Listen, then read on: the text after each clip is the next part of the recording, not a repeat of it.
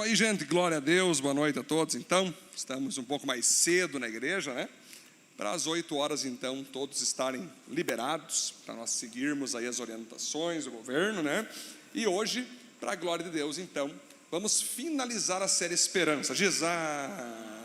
Mas é bênção, porque eu vou conversar com você agora sobre algo muito importante. Eu fiz ainda questão que essa mensagem, essa última, fosse eu mesmo que estivesse pregando, porque Deus me deu essa mensagem há um tempo atrás, sobre esse tema esperança, e o título é A Esperança que Não Frustra. Então, a nossa mensagem hoje tem como título A Esperança que Não Frustra.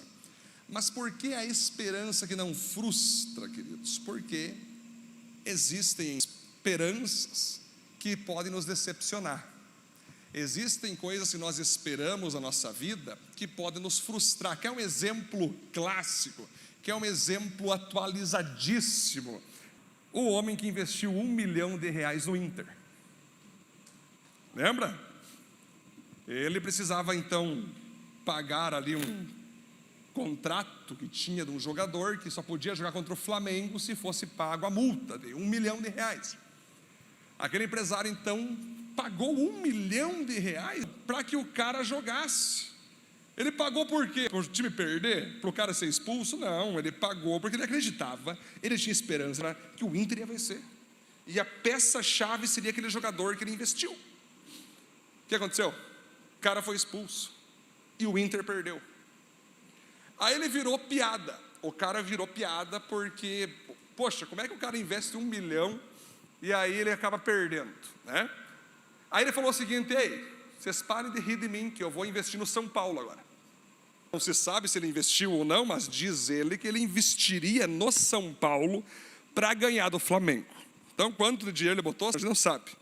Se sabe que ele botou então dinheiro no São Paulo, o São Paulo ganhou do Flamengo e o Inter não ganhou do Corinthians. Então se tem um exemplo, tá legal. Então se tem um exemplo de cara frustrado na esperança, é esse empresário. Beleza, para ele R$1 milhão é R$10 para nós. Não vai fazer falta esse dinheiro. Para ele, queridos, para um milionário, para um granjeiro, ele é o 10º cara mais rico do Brasil. Então para ele é troco, beleza. Só que eu lhe pergunto, será que era um tempo coerente para ele pegar R$1 milhão e depositar num time, gente? Sendo que tantas pessoas sem respirador, tantas pessoas morrendo porque não tem leito, tanta pessoa que poderia ser aí recebido uma cura, recebido a sua vida salva, né? Nós temos uma Viva Comunidade aqui, qualquer R$50, qualquer R$500, a gente vibra, celebra, porque podemos comprar um rancho para alguém, podemos comprar roupas para alguém, podemos ajudar pessoas que precisam da comunidade. Não estou julgando a oferta dele, cada um faz o que quer com o seu dinheiro, né? Mas certamente esse não era um tempo para ser feito isso, e Deus mostrou para ele, fazendo ele perder. Então você perceba que essa esperança desse milionário, desse homem, não se cumpriu. Então certamente hoje ele se frustrou, ele se feriu, vai virar agora motivo de chacota por um bom tempo. O cara tem grana, ele nem vai dar bola, mas querendo ou não, dentro dele, o investimento dele não deu retorno, não voltou. Ou seja, essa é a esperança que frustra. Ele teve a esperança em algo que não teve retorno. Baseado nisso, então, queridos, a minha mensagem é sobre exatamente você saber esperar coisas que não te frustrem, saber esperar coisas que vão voltar para você. É você ser sábio ao ponto de esperar aquilo que não vai te frustrar, de esperar aquilo que não vai te decepcionar. Baseado nisso, vamos para o nosso primeiro texto lá, nosso único texto, aliás. Isso. Se a nossa esperança em Cristo só vale para essa vida, nós somos as pessoas mais infelizes deste mundo. 1 Coríntios 15, 19. Mais uma vez. Se a nossa esperança em Cristo só vale para essa vida, nós somos as pessoas mais infelizes deste mundo. Perceba que o apóstolo Paulo tem uma razão para escrever isso. Se você começar a estudar as epístolas paulinas, as epístolas de João, as epístolas de Pedro, eles foram todos homens plantadores de igreja. E aí eles plantavam as igrejas e ensinavam o evangelho. Qual evangelho? Que Jesus é Deus, que Jesus morreu numa cruz, ressuscitou ao terceiro dia, Jesus está sentado diante do Pai e um dia vai voltar levar a sua igreja consigo. Que Jesus morreu no corpo e ressuscitou com um corpo glorificado, e que todos nós também que vamos morrer em Cristo, um dia ressuscitaremos com esse corpo, com um corpo glorificado, e subiremos para morar nos céus como o Senhor Jesus. Essa é a nossa esperança.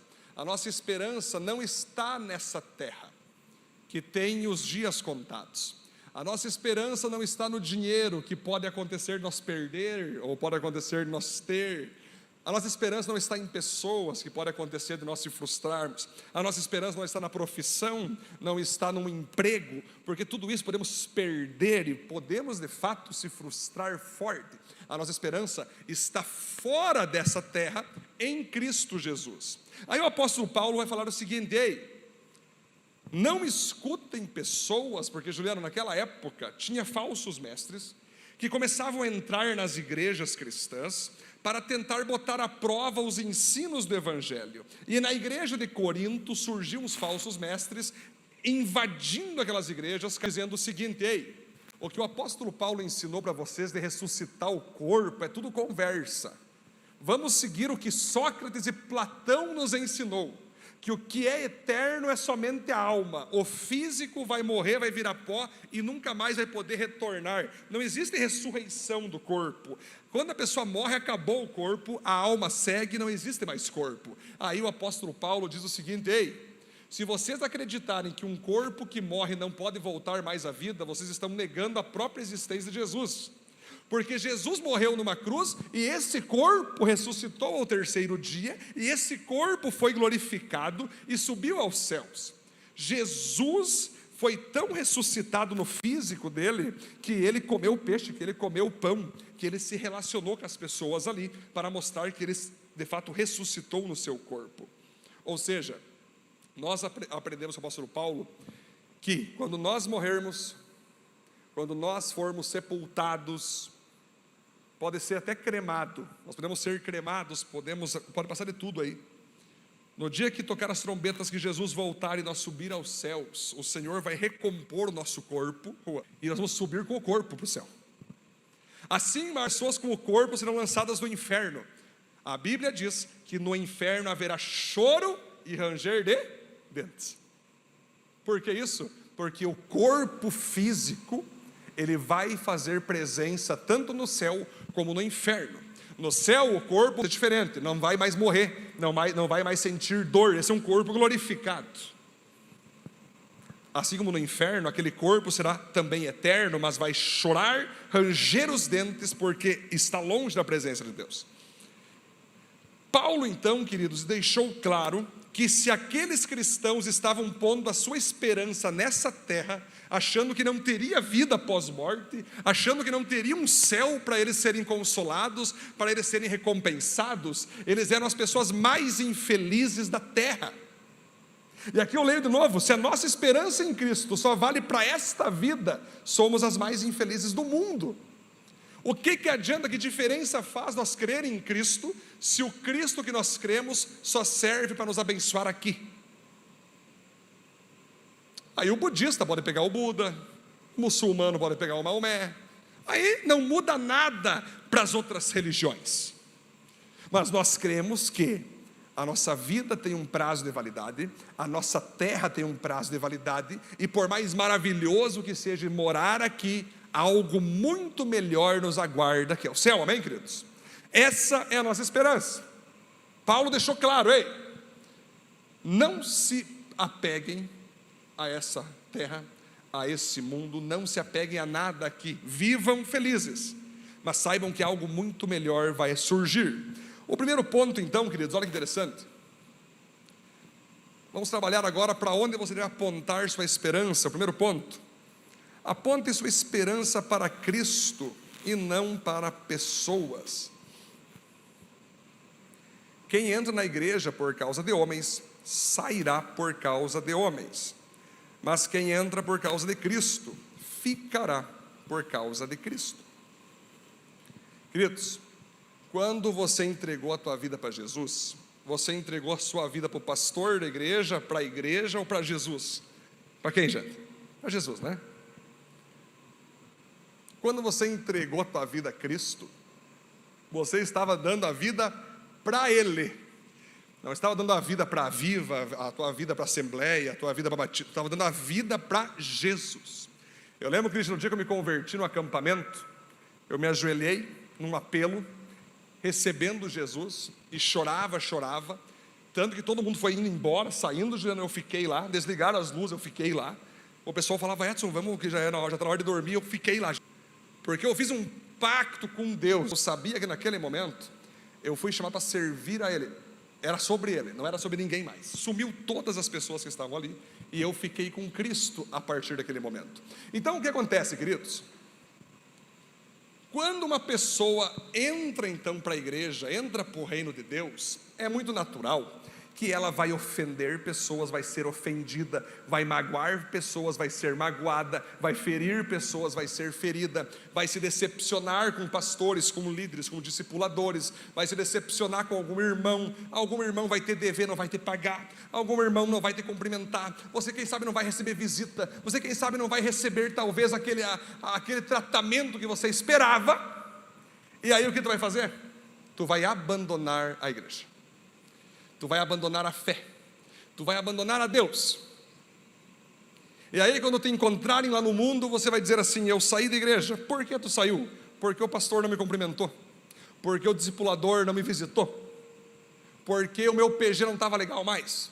Eu saí da igreja porque eu vi muito pecado, eu me decepcionei demais, pessoas referências para mim, me traíram, me magoaram, portanto estou fora da igreja. Lá é um lugar que só tem hipócrita, e eu prefiro ficar aqui no mundão do que estar dentro de uma igreja. Aí você morre, e você vai estar diante do trono de Deus, e Deus vai definir se tu vai entrar no céu ou no inferno. Aí Deus vai perguntar para você assim, ei, o que você fez com a tua vida? Eu não sei o que eu fiz, mas eu vou falar o que as pessoas fizeram.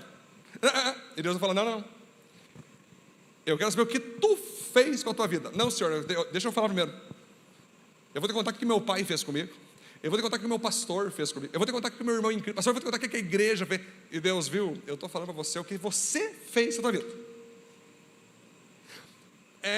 Eu vou te contar, então tudo bem, então o que você fez como o que fizeram da tua vida? O que eu fiz com o que fizeram, Senhor? Tu falou que tu se frustrou, que pessoas te abandonaram, o que tu fez com isso? Me desviei. Tu me abandonou, tu abandonou teu Deus por causa dessa pessoa? Muito bem.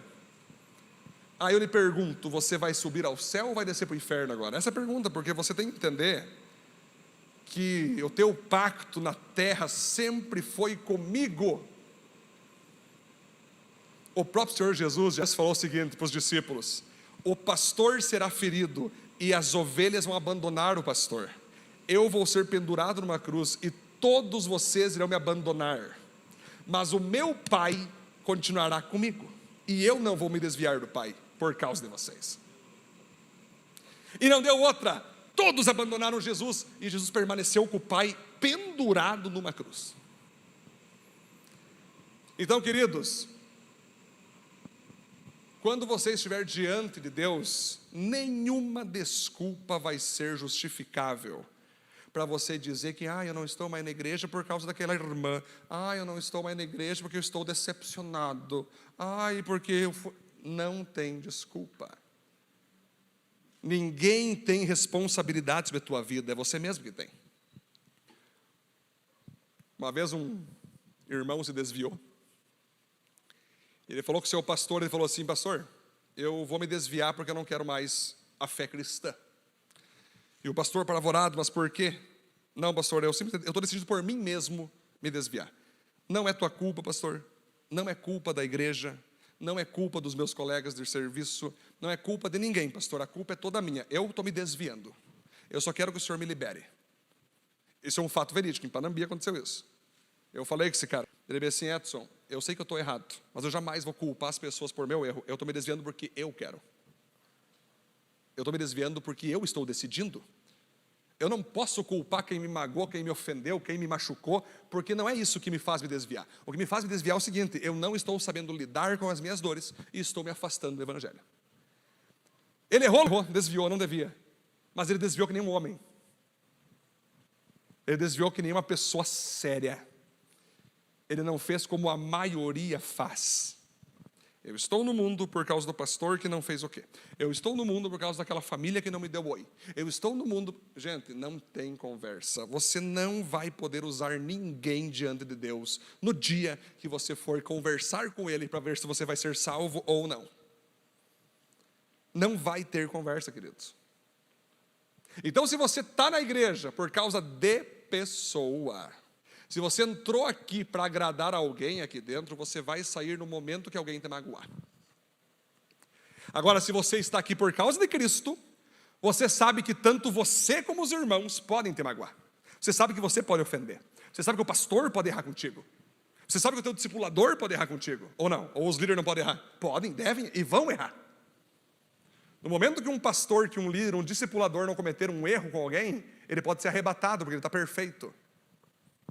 O pastor, os líderes, os discipuladores são, sim, mais íntimos e devem ser, sim, mais preparados, mais santos, mais capazes. Sim, Jonathan, com certeza. Mas pode acontecer equívocos, pode acontecer de você se decepcionar com alguém. Eu perdi a conta dos homens de Deus me decepcionaram, Lucas. Que eu dizia, aquele cara é um homem de Deus. E quando eu fui ver, não era. Ou quando fui ver, não é que ele não era um homem de Deus, mas eu descobri que ele era um homem. Não deixou de ser homem de Deus, mas eu vi que ele era um homem. Nós esquecemos que homens de Deus são homens. Aprendi com o professor Josadac Lima no seminário Betânia. Ele tem até uma Bíblia que ele escreveu ali, que é a Bíblia do discipulado, do discípulo, uma Bíblia azul. Foi do meu professor, ele que escreveu essa Bíblia. Ele falou bem assim: gente, o super-herói, o nosso super-herói só se mantém super-herói longe de nós. Porque se você conhecer o teu super-herói, você vai deixar de vê-lo como super-herói. Um super-herói só é herói distante. E por isso que muitas pessoas preferem ver canais no YouTube, preferem escutar pastores de canal de YouTube. Por isso que muitas pessoas preferem escutar pregadores que não são próximos a ela, porque lá são pessoas que elas não conhecem, que não irão cobrar elas, que não irão errar com elas, que não irão frustrar elas, a gente vira então uma ovelha virtual. Que não temos pastores físicos, não temos irmãos físicos, não temos discipuladores físicos. Nós temos pessoas virtuais que nos acompanham, porque virtualidade sempre há perfeição na virtualidade. Tu coloca no teu Instagram tuas doenças? Tu coloca no teu Instagram teus medos? Alguns colocam, mas a maioria não. A gente coloca só nós na casa top, no carro top, grana entrando, a gente é top, né? A rede social nos faz super-homens. Então, quando você conta com pessoas distantes, você está dizendo o seguinte: ei, eu quanto mais distante de mim, melhor, porque assim eu não te frustro, tu não me frustra, e eu aprendo contigo, e fechou. Agora o desafio é você aprender com aquele que está do teu lado, que é próximo a ti. Sempre eu falo que se tu morrer, quem vai fazer o teu velório vai ser eu. Vai ser o Lúcio Barreto, vai ser o Luiz Hermínio. São homens de Deus? São homens de Deus. Mas quem que vai te ajudar nessa hora?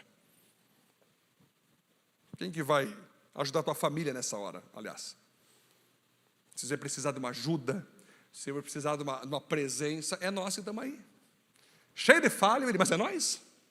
Entendeu? E aí? Então nós temos que começar a parar de fazer das pessoas o nosso próprio Cristo e deixar as pessoas somente serem homens de Cristo, nada mais que isso. Homens de Cristo falham, assim como você falha. A maior hipocrisia da nossa vida é quando nós nos desviamos de Deus por causa de erro de pessoas. Quando você faz isso, você está dizendo: eu não erro, portanto eu me desviei de Cristo por causa dessas pessoas. Tu também erra, tu também ofende, tu também magoa, você também faz coisas absurdas. É muita hipocrisia nós dizer: eu estou saindo de tal igreja porque tal pessoa errou comigo. Tu também erra. No momento que você descer do salto do egoísmo, do altruísmo, do orgulho, da superioridade, achando que tu não erra, você vai começar a perdoar mais. Quando você olha para dentro de você e você vê que você mesmo é um cara que erra, você perdoa os que erram contigo. Agora, quando você acha que tu não erra, que tu é perfeito, que tu é o cara, que você é uma pessoa poderosa, meu Deus, você vai ter dificuldade de perdoar os outros, né?